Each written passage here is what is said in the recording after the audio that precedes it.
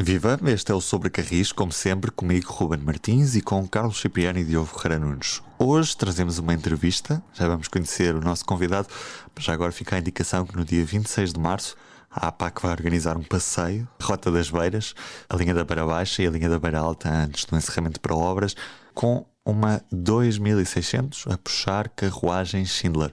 Um evento único que já está esgotado. Mas no site caminhosdeferro.pt estão lá todos os horários para quem quiser fotografar ou acompanhar a viagem, mas já do lado fora do comboio. Vamos à entrevista. Connosco à conversa neste episódio hoje, o presidente da APAC, da Associação Portuguesa dos Amigos dos Caminhos de Ferro, é António Brancanes, a quem muito agradecemos a presença aqui neste episódio do Sobre Carris. António, o que é que afinal é a APAC? Para que é que serve esta associação? Olá, viva! Muito obrigado antes de mais pelo vosso convite. É com muito gosto que estou aqui a partilhar estes momentos convosco. Ora bom, o que é a APAC? A APAC é uma associação dos Amigos dos Caminhos de Ferro. Trata-se da mais antiga associação em Portugal dedicada a esta temática da ferrovia e é também ainda hoje aquela que tem o maior número de associados e maior representatividade neste setor tão importante e cuja atualidade neste momento tem estado mais presente no nosso cotidiano. Já agora estamos a falar de quantos associados, António? Estamos a falar de cerca de 1550 associados. E que tipo de atividades faz a APAC ao longo do ano? Bom, estes últimos 2 anos não foram infelizmente exemplo para ninguém, mas a APAC, ao longo do ano, e antes do período da pandemia, desenvolve um conjunto de atividades regulares, que vão desde a abertura da sua sede, ao convívio, a todos os associados e também a todos aqueles que sejam, amigos dos caminhos de ferro sem serem necessariamente nossos associados, são sempre bem-vindos à nossa sede. E depois também com alguma regularidade promovemos algum tipo de iniciativas um bocadinho mais específicas, como sejam, por exemplo, ou a exibição de vídeos ou a exibição de fotografias acerca da realidade dos caminhos de ferro português noutros tempos, porque o futuro constrói-se hoje com base naquilo que foi o passado e, portanto, é também sempre com muito gosto que nós revivemos um pouco daquilo que é a história dos caminhos de ferro. Para quem, como eu, já não teve a oportunidade e a possibilidade de viver esses tempos, é sempre um momento de magia quando nos deleitamos com algumas imagens com 40, 50 ou mais anos. Também costumamos realizar anualmente pelo menos um passeio, era o passeio de aniversário da APAC, evocativo da sua data. Trata-se de uma associação já constituída em 1977. Habitualmente esses passeios têm sempre, obviamente e necessariamente, a componente ferroviária e tentamos procurar destinos para esses passeios que sejam cativadores do interesse da parte dos nossos associados ou de quem neles queira participar, que, tal como a visita da sede, são sempre bem-vindos a participar.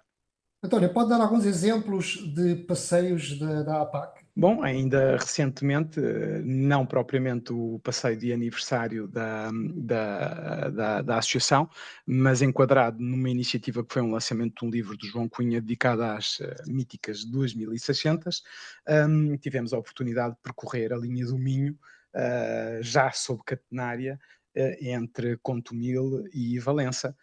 Foi uma boa oportunidade não só para recuperarmos o convívio entre todos, que estava suspenso infelizmente por motivos de força maior, mas também uma oportunidade de conhecermos esta nova realidade da linha do Minho. Outros exemplos que posso dar de alguns passeios, e vem-me assim rapidamente à memória, que foi especialmente marcante para a atual equipa da direção, que no fundo representou, depois de algum interregno na vida associativa da APAC, que foi o primeiro passeio organizado ao fim de alguns anos e que moveu uma multidão de gente, em que fomos a um destino improvável, fomos até à zona do Terminal 21 de Sines, e tivemos a oportunidade também de fazer um magnífico almoço num local também mágico, porque era o restaurante, era e é o restaurante que funciona na antiga estação de passageiros de Sines, já desativada e já com a via de acesso também levantada, mas foi uma forma de conseguirmos ir a um destino muito improvável, sem perdermos a oportunidade de voltar àquele que era o ponto de embarque dos passageiros, enquanto aquela linha teve serviço de passageiros. Também, por exemplo, um passeio de vapor no ramal da Lausanne, que infelizmente não tive ainda a oportunidade de vivenciar, mas que ainda hoje se encontra. Aliás, é muito vulgar nas redes sociais encontrar imagens desse magnífico passeio, que também teve um grande impacto, não só junto dos nossos associados, mas da comunidade ferroviária no seu total. António, este ano faz 25 anos desde que começou o desmembramento da CP, quando a componente da gestão ferroviária passou por uma entidade separada, a REFER. Passados 25 anos, normalmente estas datas servem para fazer balanços. Que balanço é que a APAC faz? Chegou a hora de voltar a reunir, deixar como está, ou é possível uma terceira via? Bom, essa é uma pergunta para a qual a nossa posição tem sido muito clara já há algum tempo. Poderia até mesmo dizer que, à semelhança de outras situações relativamente ao nosso país, Portugal foi um pouco aquém daquilo que teria necessidade de ir para cumprir essa diretiva europeia. Podia ter sido criada uma situação à semelhança daquilo que foi feito, por exemplo, na Alemanha ou em França, em que foi criada uma SGPS, uma empresa de cúpula que reúne por baixo de si a gestão da infraestrutura, uma empresa dedicada à gestão de infraestrutura, portanto, cumprindo aquilo que eram os princípios da tal diretiva europeia que impunha a segregação entre a operação e a infraestrutura, e a criação de uma empresa de operação, porque, como todos temos presentes, na altura ainda não estava sequer liberalizado o mercado, nomeadamente no transporte de passageiros. Portanto, esse foi um erro, logo em 1997, essa separação entre os dois setores do transporte ferroviário. Mais tarde, voltou-se a agravar ainda pouco mais esse erro, com a inclusão da REFER na atual infraestruturas de Portugal, porque estamos a falar de uma estrutura que existiu sobre diversos nomes ao longo dos tempos e que fazia a gestão e o planeamento do alcatrão, da rodovia, que é uma realidade a todos os níveis diferente, eu diria quase mesmo diametralmente oposta daquilo que é a realidade e as necessidades do setor ferroviário. Pese embora o fator relevante ou que fundamentou esta junção da ferrovia com a rodovia tenha sido a de potenciar economias de escala, passados já também muitos anos sobre essa junção, não se vê qualquer mais-valia, nem do ponto de vista financeiro, nem do ponto de vista operacional, nem do ponto de vista da segurança, relativamente à utilidade ou à bonomia de junção destas duas entidades. António, a APAC constitui de alguma forma uma opinião pública esclarecida sobre o setor ferroviário, ou seja, os seus sócios constituem uma massa crítica bastante forte, com todo o conhecimento que têm sobre o setor. Será que a APAC, ao longo da história, algumas vezes foi ouvida pelos decisores, pelos governos, em relação a algumas questões, ou passaram sempre ao lado? Bom, essa é uma pergunta difícil e explico porquê. Difícil porque temos entre nós não só pessoas de todas as áreas de formação e áreas de atuação profissional e também algumas pessoas do próprio setor ferroviário. Portanto, a APAC congregou sempre entre si também profissionais do setor ferroviário, o que, em abstrato e por si só, se calhar acarretaria, em circunstâncias normais, uma maior capacidade de influência da APAC relativamente ao setor. Contudo, essa não foi a realidade durante muitos anos, talvez um pouco porque havia um bocadinho o hábito de apelidar os amigos dos caminhos de ferro como os maluquinhos dos comboios. Classificação ou rótulo que, no fundo, minorava muitas vezes até alguns profissionais da ferrovia, e tivemos entre os nossos associados alguns pesos pesados, nomeadamente, por exemplo, da companhia histórica, do operador histórico da CP.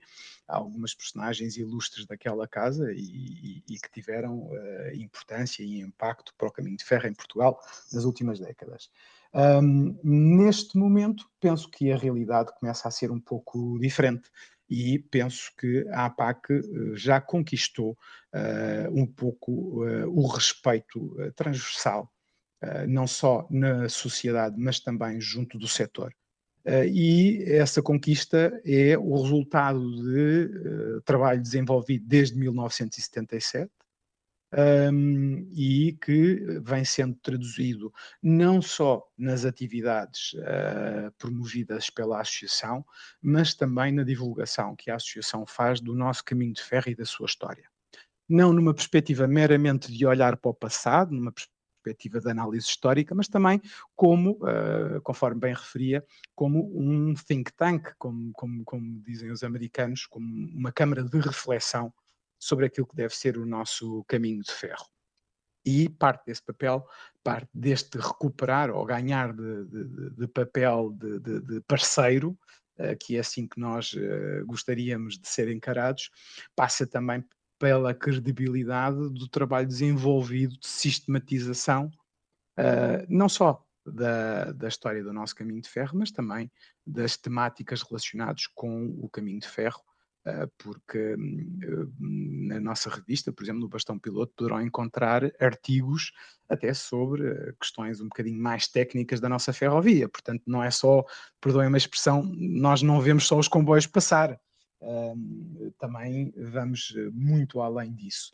E, nesse aspecto, até gostaria de realçar um papel importante que a APAC assumiu, ou teve condições para assumir há relativamente pouco tempo, que foi a publicação de obras de referência para a história dos nossos caminhos de ferro. Esse papel tinha estado limitado a alguns académicos ou à própria CP, e foi com esforço e mérito de associados nossos, porque estamos a falar de obras que foram escritas por associados nossos, que nos dão também aqui algum balanço nesse reconhecimento mais, diria mais num campo até mais técnico. Tinha ainda uma outra questão sobre a alta velocidade em Portugal, uma vez que neste momento estamos de novo naquilo que se prevê ser um momento definidor do futuro da nossa rede ferroviária nacional, quer com o Plano Ferroviário Nacional, quer também com esta previsível aposta na alta velocidade que deverá meter-se nos carris com este novo executivo. Qual é que é a opinião da APAC sobre esta alta velocidade ferroviária em Portugal? Que rede é que devemos ter? O que é que pensa a APAC sobre isto? Bom, a APAC naturalmente sempre manifestou um grande interesse e encarou sempre a inclusão de Portugal na rede ferroviária de alta velocidade europeia, numa perspectiva a longo, como uma necessidade estratégica para o nosso país. Esta realidade torna-se especialmente pertinente quando nós olhamos para as necessidades de diminuição das emissões de CO2 para a atmosfera, a famosa onda verde, que vem impor tetos de emissões aos países, e não podemos nunca deixar de ter presentes que a alta velocidade é um transporte que é altamente competitivo com o transporte aéreo dentro de um determinado limite de distância. Portanto, na curta e na média distância, a ferrovia, a alta velocidade, é claramente uma opção mais racional e mais amiga do ambiente do que a aviação. E nesta perspectiva é para nós estratégico para Portugal, obviamente, a inclusão. É certo que Portugal é um país periférico, mas numa rede europeia de alta velocidade. Infelizmente, as indecisões dos sucessivos governos portugueses e até os projetos absolutamente megalómanos que tivemos a oportunidade de assistir ao longo das últimas décadas, fizeram com que a opção da alta velocidade se tornasse quase uma paródia. Isto é, queríamos, por um lado, uma rede de alta velocidade que se calhar não fará sentido para a nossa escala, ou com a densidade não fará sentido para a nossa escala, e depois também associado um bocadinho à desinformação ou à falta de informação concreta sobre a alta velocidade, assistimos, e penso que todos nós temos isso presente, a muitas regiões a reivindicarem estações para alta velocidade que, se essas reivindicações fossem todas cumpridas da parte de uma série de entidades regionais, estaríamos não a olhar para uma rede de alta velocidade, mas para uma rede metropolitana, porque efetivamente nós temos de ter presente que a alta velocidade também só faz sentido a partir de determinadas distâncias, nomeadamente os 200 ou 300 quilómetros, que seria a distância, por exemplo, entre Lisboa e o Porto, ou Lisboa e Faro, seria aquilo que faria sentido. Portanto, eu acho que esse debate espúrio que durante muitos anos se processou no nosso país, acabou por, conforme referi, tornar a alta velocidade quase um tema de paródia, e depois também temos de ter presente um aspecto essencial que eu gostava de realçar. Às vezes, falta de conhecimento do setor da parte dos decisores públicos, nomeadamente os membros do governo, gera uma enorme dificuldade para uma compreensão completa daquilo que são as necessidades e as condições de uma rede ferroviária. Aliás, também é essa desinformação que infelizmente nos levou à amputação de uma parte relevante da nossa rede ferroviária, e chamo, por exemplo, aqui à colação a inexistência de redundâncias. Ainda há bem pouco tempo foi corrigido um erro tremendo que foi a reposição da ligação entre a Covilhã e a Guarda, portanto, a redundância de uma da nossa principal ligação internacional ferroviária, que esteve durante cerca de uma década em pinças, apenas pendurada na linha da Beira Alta. Há por vezes a falha dos decisores políticos não saberem o que é que estão a lidar, e felizmente nos últimos meses foi posto em prática um plano ferroviário nacional que tentou auscultar precisamente as associações, as pessoas, quem quisesse dar algum tipo de propostas. A APAC apresentou alguma proposta para este plano ferroviário nacional? Não, a APAC, enquanto entidade, não apresentou. Houve uma série de nossos associados que apresentaram propostas, até porque esta auscultação, naturalmente, que era uma auscultação de natureza um bocadinho mais alargada e menos institucional. Portanto, acho que é um bocadinho aqui uma abertura maior de participação do público, que felizmente e nestas matérias também já vai sendo maior o público interessado pela ferrovia. Mas institucionalmente a APAC não apresentou nenhuma proposta em seu nome. Como é que vês o atual momento da ferrovia em Portugal? O país está no caminho das boas decisões? Bom, eu penso que o país está seguramente em melhor caminho do que estava há 2 anos atrás, no que se reporta às decisões. E isto porque, felizmente, e com o atual ministro ainda em funções, houve uma abordagem diametralmente oposta daquilo que era a perspectiva política sobre a nossa ferrovia. Eu recordo que a nossa ferrovia nos deixou a todos interessados pela temática ferroviária, profundamente angustiados, desgostosos e preocupados relativamente ao seu futuro, quando aquela vaga tremenda de supressões nos assolou durante largos meses e resultante da falta de material circulante. Houve, felizmente, uma reação política, porque estas questões não passam exclusivamente numa perspectiva de gestão da empresa, porque como todos nós temos bem presente, a CP continua ainda hoje com um encargo de dívida que condiciona completamente a sua capacidade e autonomia de investimento.